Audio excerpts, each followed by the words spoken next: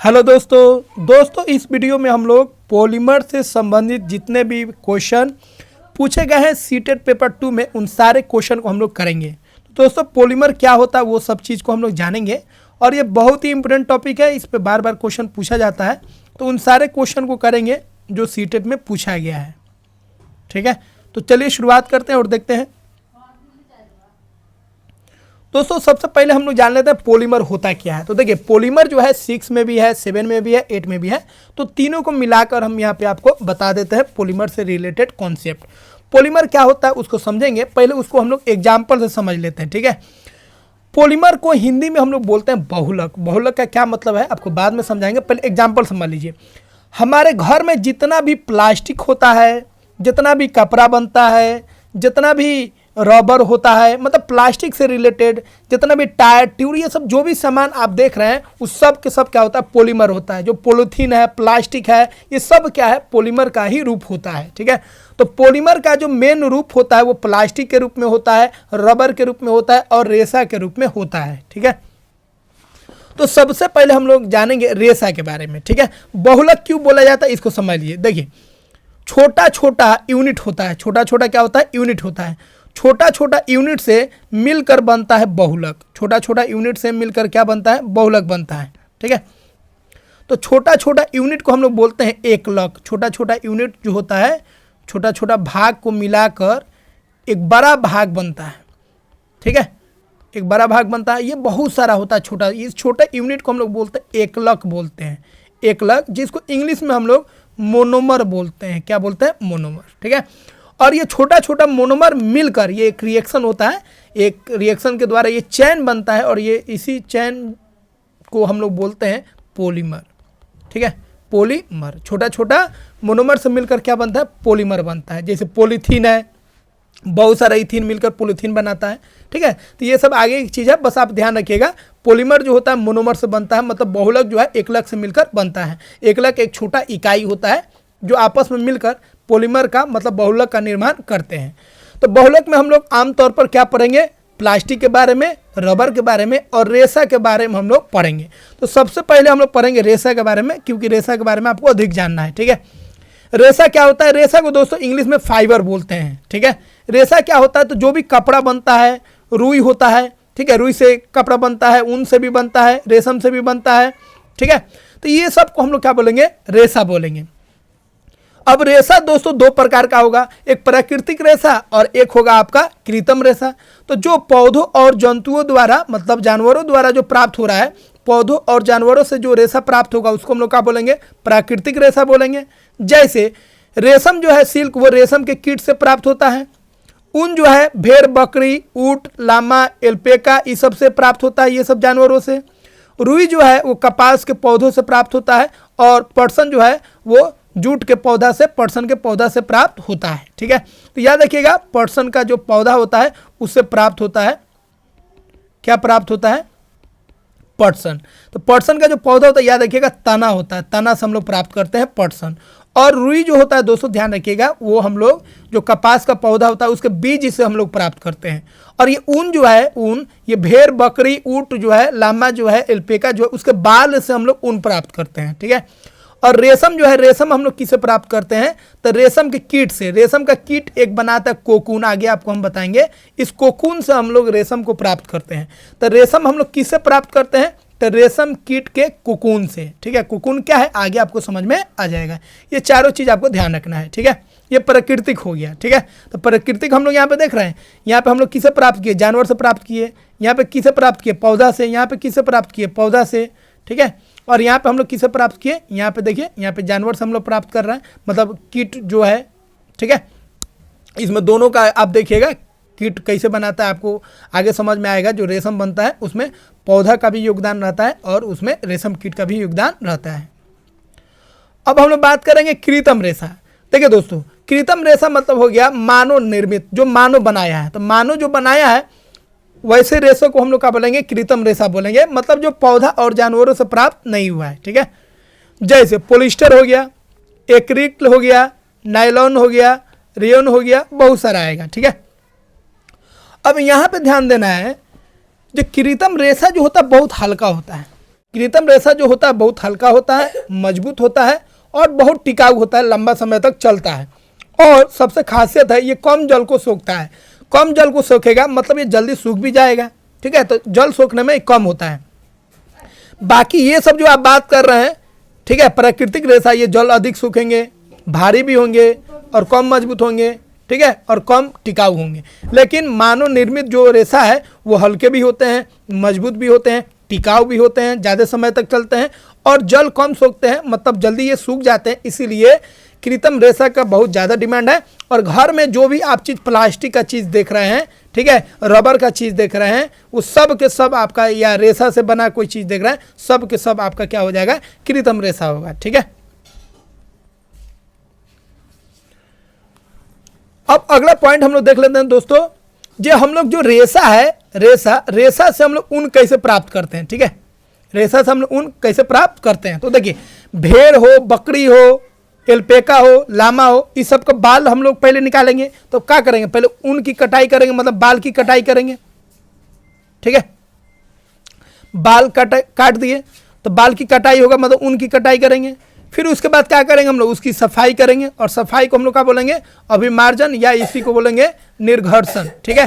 उसके बाद बाल का सफाई हो जाएगा, उसके बाद छाटेंगे, जो खराब बाल होगा, जो मुलायम बाल नहीं होगा उसको अलग करेंगे। फिर उसके बाद क्या करेंगे, धोते हैं, धोने के बाद हम लोग क्या करेंगे, सुखाएंगे, और सुखाने के बाद हम लोग क्या करेंगे, उसको रंगेंगे, और रंगने के बाद उसको हम लोग क्या करेंगे, लपेटेंगे, ठीक है। तो यहाँ पे सुखाई और जो धुलाई है इसमें नहीं दिया है, लेकिन एनसीईआरटी में है, ध्यान रखिएगा, ठीक है। तो आपको क्या ध्यान रखना है, ऊन की कटाई करेंगे पहले, उसके बाद ऊन की सफाई करेंगे, और ऊन की सफाई को हम लोग अभिमार्जन या निघर्षण कहते हैं, ध्यान रखिएगा। उसके बाद हम लोग छटाई करेंगे, उनको क्या करेंगे, छाटेंगे, जो सॉफ्ट होगा उसको रखेंगे, उसके बाद उसको धो लेंगे, धोने के बाद उसको फिर सुखाएंगे, और सूखने के बाद उसको क्या करेंगे, रंगेंगे, फिर उसके बाद उसको क्या करेंगे, लपेटेंगे, लोटन करेंगे, ठीक है। तो ये प्रक्रिया होता है, जो रेशा से हम लोग ऊन प्राप्त करते हैं तब, ठीक है, तो इसको याद रखिएगा। अगला कुछ पॉइंट है आपको ध्यान रखना है, रेशम पालन जो होता है दोस्तों, रेशम पालन जो प्रक्रिया होता है उसको हम लोग सेरीकल्चर बोलते हैं, याद रखिएगा, सेरीकल्चर। अब देखिए, रेशम कीट के कोकून से प्राप्त होता है। रेशम जो होता है कहाँ से प्राप्त होता है, तो रेशम कीट के कोकून, ये क्या होता है आगे आपको हम समझा देंगे। तो रेशम कीट का जो कोकून होता है उससे हम लोग प्राप्त करते हैं किसको, रेशम को, ठीक है। उसके बाद देखिए, रेशम कीट के अंडा जो होता है उसको लार्वा बोलते हैं, ठीक है। रेशम कीट का जो अंडा होता है उसको हम लोग क्या बोलेंगे, लार्वा बोलेंगे, और इंग्लिश में उसको हम लोग कैटरपिलर बोलते हैं। लार्वा क्या करता है दोस्तों, लार्वा जो होता है ये मतलब रेशम कीट का जो बच्चा है, ये सब अंडा जो है उसमें से जो बच्चा निकलता है छोटा छोटा, वो क्या करता है, शहतूत एक पेड़ है उसका पत्ता को खाता है, शहतूत का पत्ता को खूब खाएगा, और मुंह में से एक द्रव निकालता है जिसमें प्रोटीन होता है। क्या होता है, प्रोटीन। तो मुंह से एक द्रव निकलेगा, क्या होता है, प्रोटीन होता है, और अपने बॉडी को, अपने आप को पूरा तरह क्या करेगा, इस प्रोटीन से ढक लेगा। और ये जो प्रोटीन होता है रेशा की तरह होता है, किसके तरह होता है, रेशा की तरह होता है, याद रखिएगा। तो पहले ध्यान रखना आपको, रेशम कीट का क्या होता है, अंडा होता है, अंडा से बच्चा निकलता है, और उस बच्चा को हम लोग क्या करते हैं, ठीक है, शहतूत के पत्ता में रख देते हैं, वो बच्चा शहतूत का पत्ता खाता है और मुंह से प्रोटीन निकालता है, और वो जो प्रोटीन होता है उसी में रेशा होता है। वो प्रोटीन जो होता है वो रेशा वाला प्रोटीन होता है, और उस प्रोटीन से पूरा अपने आप को ढक लेता है। अब पूरा जब अपने आप को ढक लेगा, इसके अंदर हो जाएगा आपका रेशम कीट, रेशम का जो कीट है, जो उसका बच्चा है, इसके अंदर हो जाएगा, और ऊपर से पूरा प्रोटीन से ढक लेगा, ठीक है। और इसी को हम लोग बोलेंगे कोकून, बोलेंगे कोकून। तो कोकून क्या है, प्रोटीन का एक चदरा हो गया जिसके अंदर रेशम कीट का जो बच्चा है उसके अंदर है, ठीक है। अगला है लार्वा, जो है मतलब रेशम कीट का जो बच्चा है कोकून के अंदर ही बड़ा होता है, और इस अवस्था को हम लोग क्या बोलेंगे, प्यूपा या कोशित बोलेंगे। क्या बोलेंगे, प्यूपा या कोशित, ठीक है, याद रखिएगा। रेशम के बहुत सारे प्रकार हैं, जैसे मुगा रेशम है, टसर रेशम है, कोसा रेशम है, शहतूत रेशम है, ठीक है। तो शहतूत के पत्ता खाने से जो रेशम बनता है उसको हम लोग बोलेंगे, क्या बोलेंगे, उसको हम लोग शहतूत रेशम बोलेंगे, ठीक है। अगला पॉइंट है कताई, जिसको इंग्लिश में हम लोग बोलेंगे स्पिनिंग। कताई का मतलब होता है रेशा से धागा बनाने की प्रक्रिया। तो रेशा से जो धागा बनाते हैं उसको कताई बोलते हैं। ओटाई का मतलब क्या है, तो कपास गोलक से, मतलब कपास के बीज से जो रेशा हम लोग निकालते हैं उसको हम लोग ओटाई बोलते हैं।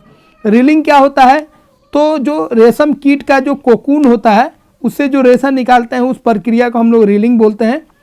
और बुनाई क्या होता है, तो दो धागा से अगर कपड़ा बुनते हैं, दो धागा से मिलाकर कपड़ा बुनते हैं तो उसको बुनाई बोलते हैं, ठीक है।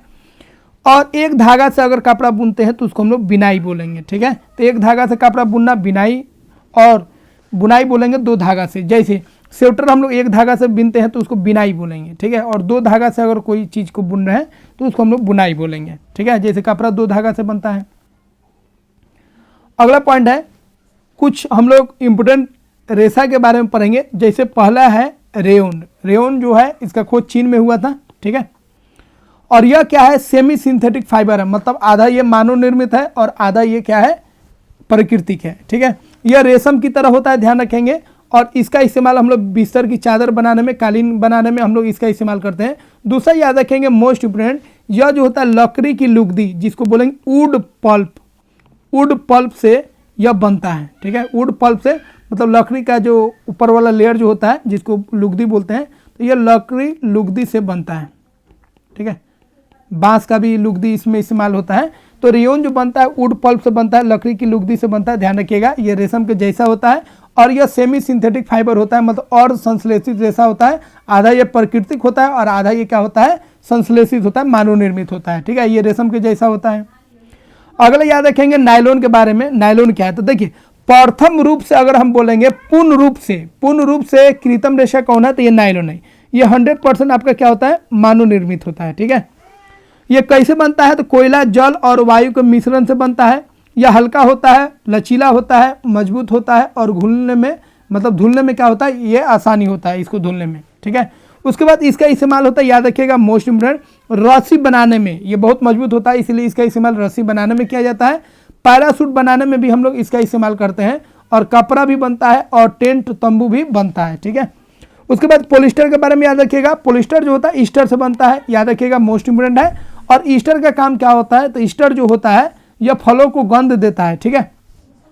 उसके बाद ध्यान रखेंगे पॉलिस्टर में कोई सिलवट नहीं पड़ता है, ठीक है। सिलवट रिंकल जो होता है, सिलवट जो होता है पॉलिस्टर के कपड़ा में नहीं पड़ता है, ठीक है।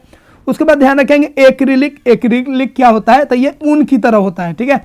तो प्राकृतिक ऊन हर जगह संभव नहीं है। जितना हम लोग कपड़ा पहन रहे हैं ऊनी कपड़ा, सबसे मतलब प्राकृतिक अगर ऊन से बनाएंगे तो महंगा पड़ेगा और संभव भी नहीं है। इसीलिए एक्रिलिक जो है यह प्राकृतिक ऊन जैसा होता है और इसका इस्तेमाल हम लोग स्वेटर बनाने में, शॉल बनाने में, ऊनी कपड़ा बनाने में हम लोग इस्तेमाल करते हैं, ठीक है। तो नायलॉन ध्यान रखिएगा, पैरासूट रस्सी बनता है। पॉलिस्टर का याद रखिएगा ईस्टर से बनता है। ईस्टर फल को क्या करता है, गंध देता है और इसमें कोई सिलवट नहीं पड़ता। एक्रिलिक जो है ये ऊन की तरह होता है। ये सब याद रखिएगा, इस पर क्वेश्चन पूछा गया है।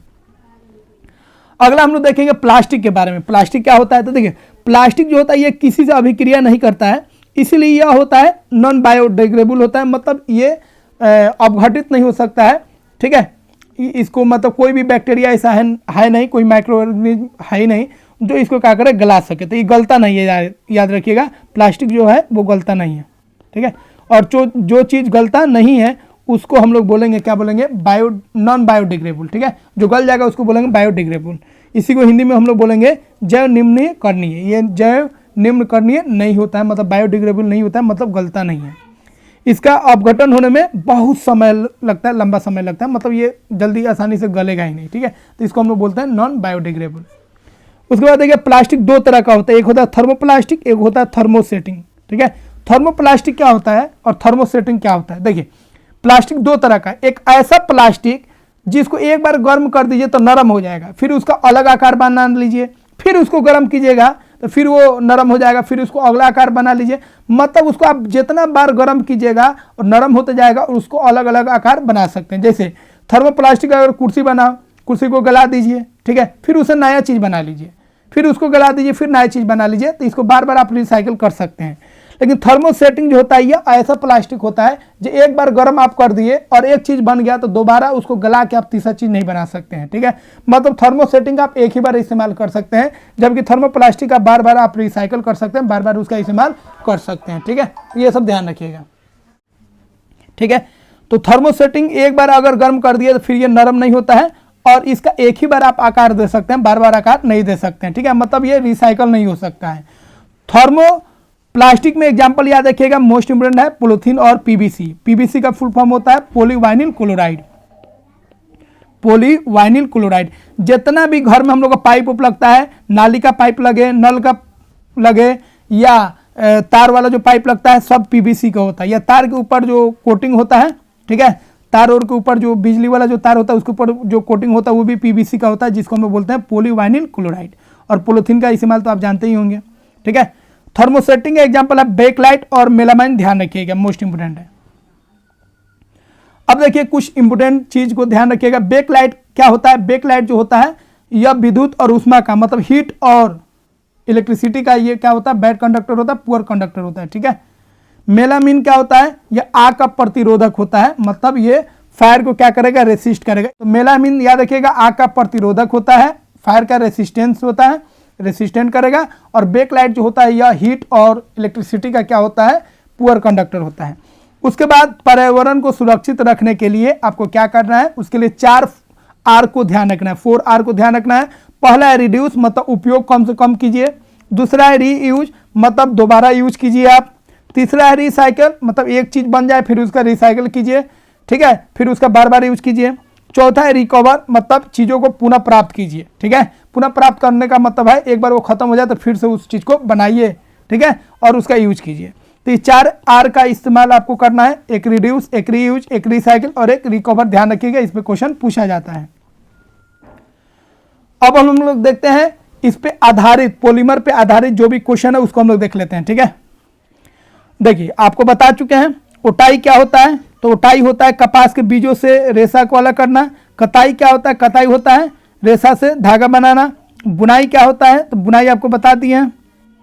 बुनाई क्या होता है? एक धागे से कपड़े के एक टुकड़ा बनाना, जबकि बुनाई जो होता है धागे के 2 टुकड़ा से बनाना होता है, ठीक है। तो कौन ऑप्शन सही हो जाएगा? तीसरा ऑप्शन आपका क्या हो जाएगा? सही हो जाएगा, ठीक है।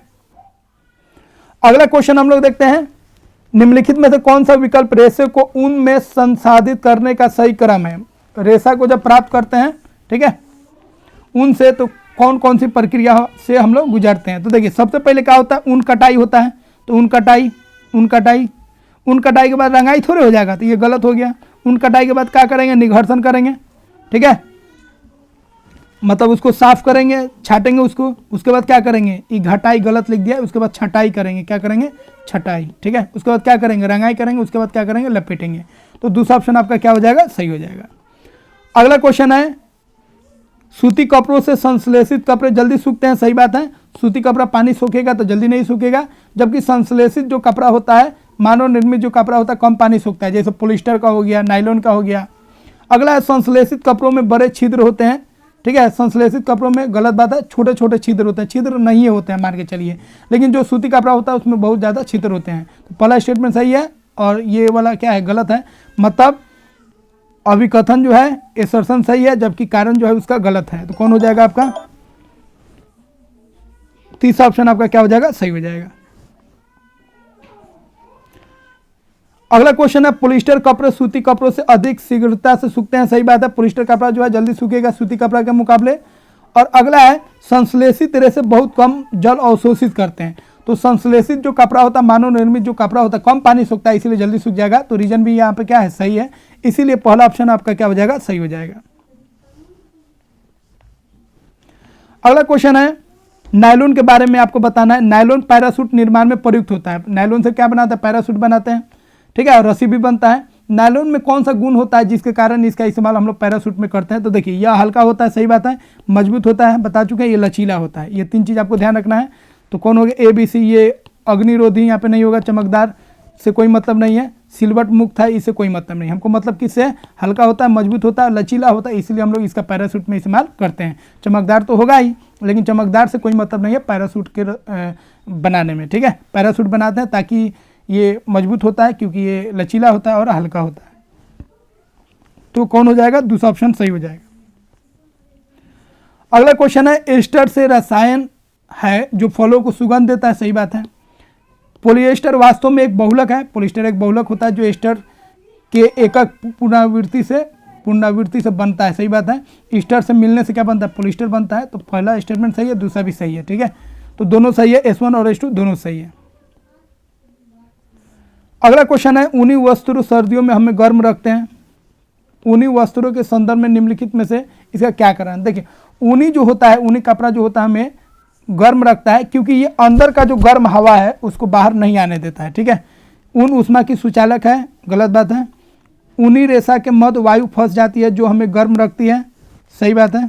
ऊनी वस्त्रों में फंसी वायु हमारे शरीर में आसपास ठंड के क्षेत्र में ऊष्मा के स्थानांतरण को रोकती है। ऊनी वस्त्रों में फंसी वायु ठंडी वायु को हमारे भीतर प्रवेश नहीं करने देती है, ये वाला सही हो जाएगा। ऊनी वस्त्र जो होता है, ठीक है, जो अंदर वायु होता है कपड़ा के अंदर, उसको ये बाहर नहीं जाने देता है। तो सी ऑप्शन क्या हो जाएगा आपका, सही हो जाएगा। और आपका बी ऑप्शन भी सही हो जाएगा। ऊनी रेशों के मध्य जो वायु फंसी होती है वो हमें क्या करती है, गर्म रखती है, क्योंकि ये क्या होते हैं, ये ऊष्मा के कुचालक होते हैं, ठीक है। तो बी और सी सही हो जाएगा, मतलब पहला ऑप्शन आपका क्या हो जाएगा, सही हो जाएगा। अगला है पॉलिएस्टर स्ट्रो को पुनरावृत्ति से, अगला क्वेश्चन है, पॉलिएस्टर स्ट्रो की पुनरावृत्ति श्रृंखलाओं से बना होता है, सही बात है, जो एक रसायन है और यह विशिष्ट फलों को गंध देता है, सही बात है, अभी आपको बता चुके हैं। अगला है, एस्टर केवल कार्बन हाइड्रोजन ऑक्सीजन से बने होते हैं और कार्बन का श्रृंखलन गुण होता है, मतलब जो एस्टर होता है कार्बन से, हाइड्रोजन से और ऑक्सीजन से बनता है, सही बात है, क्योंकि इसका फॉर्मूला होता है COOR और R में बहुत सारा हाइड्रोजन और कार्बन होता है, ठीक है। और कार्बन जो होता है, याद रखिएगा, कार्बन का एक गुण होता है श्रृंखलन गुण, मतलब कार्बन अपने आप से जुड़ता है और इस गुण को हम लोग क्या बोलते हैं, श्रृंखलन गुण बोलते हैं। तो दूसरा स्टेटमेंट भी सही है, ठीक है।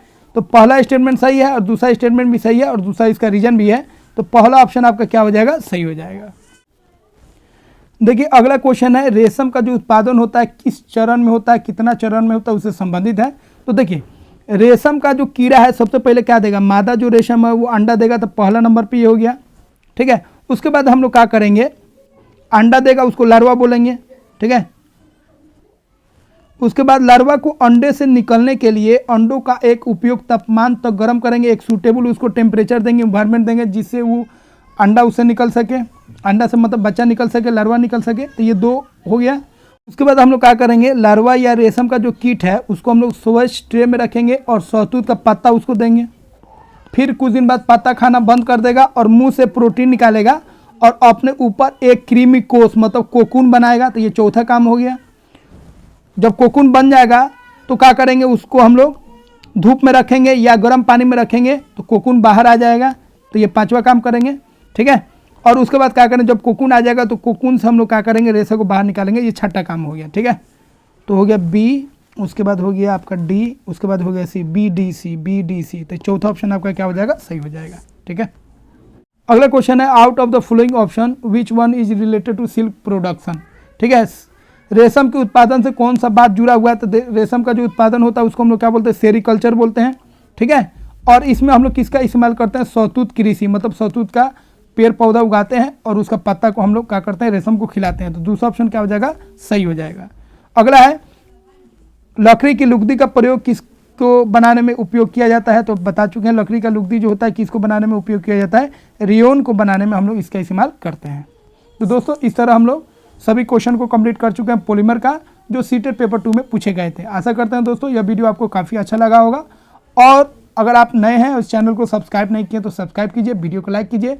और अगर आप चाहते हैं BPSC को क्रैक करना, सीटेट को निकालना, तो जरूर वीडियो को लाइक कीजिए और चैनल को जरूर सब्सक्राइब कीजिए। मिलते हैं दोस्तों अगले वीडियो में। जय हिंद दोस्तों। तो जरूर वीडियो को लाइक कीजिए और चैनल को जरूर सब्सक्राइब कीजिए। मिलते हैं दोस्तों अगले वीडियो में। जय हिंद दोस्तों।